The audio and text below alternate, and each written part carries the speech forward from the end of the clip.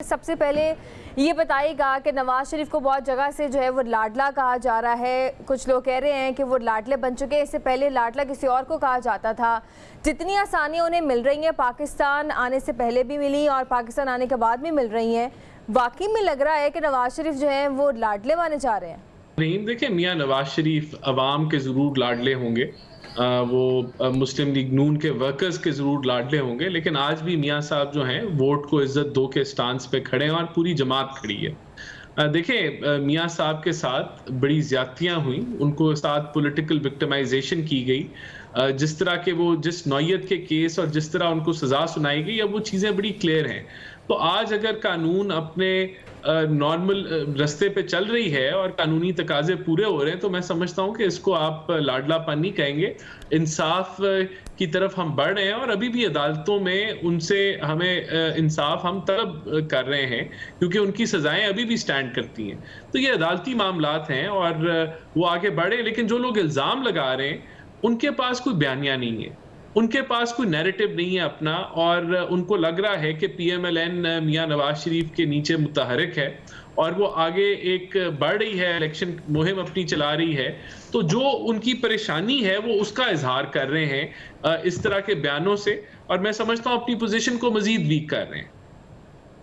ठीक है राना साहब, अब तो जो बिलावल भुट्टो हैं उन्होंने कहा है कि जो 70 साल के बाबे उन्हें घर बिठा दें, मुझे मौका दे दें, किसी को दूसरी बार या चौथी बार जो आपने वज़ीर आज़म बनाना है मुझे मौका दें, मैं मायूस नहीं करूंगा। तो ये इशारा तो जो है वो वाज़े तौर पर नून लीग की जानिब भी है, नवाज शरीफ की जानिब भी है और बाकी जमातों के जो सरबराह है उनकी जानिब भी है। तो क्या कहेंगे उनके इस बयान के ऊपर कि किस तरह से देखते हैं आप उनका ये बयान जो सामने आया है?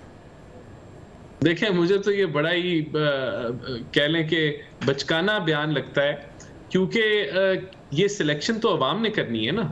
इसका फैसला तो अवाम ने करना है कि उनको कोई नौजवान चाहिए है या उनको मैच्योर लीडर चाहिए है।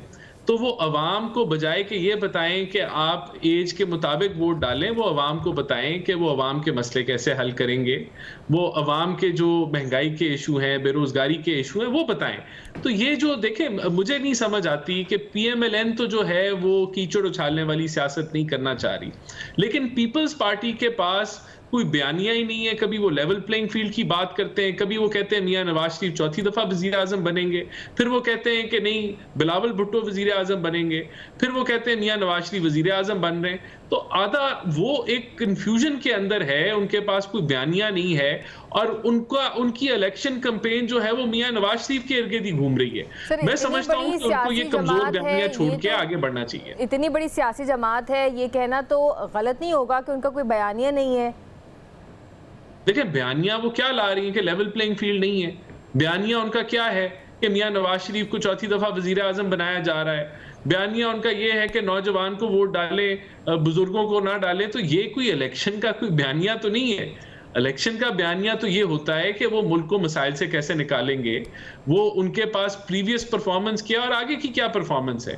लेकिन अगर यही कुछ उनका बयानिया है तो हमें तो इससे फर्क नहीं पड़ता, क्योंकि हम तो हमारी जो कैंपेन है उसके अंदर हम तो इंशाल्लाह मुल्क के मसाइल को जो है कैंपेन का हिस्सा बनाएंगे। और मियां नवाज शरीफ तो अभी कराची में हम अलायंसेस कर रहे हैं, सिंध में हम कर रहे हैं, बलूचिस्तान में हम कर रहे हैं, आगे हमने केपीके में करना है। तो हमारी मुहिम बजाय कि हम कीचड़ उछालें दूसरी जमातों पे, हम तो अपनी मुहिम एक अलहदा तर्ज पे चला रहे हैं। तो मैं समझता हूं कि ये इससे बेनिफिट पीएमएलएन को ही हो रहा है और नुकसान पीपल्स पार्टी को हो रहा है, जिसका मौक़िफ़ बड़ा कमजोर सामने आ रहा है। जाहिर सी बात है राना साहब, अवाम तो उसी को वोट देगी जिसका जो है कि एक वर्किंग अच्छी हुई होगी।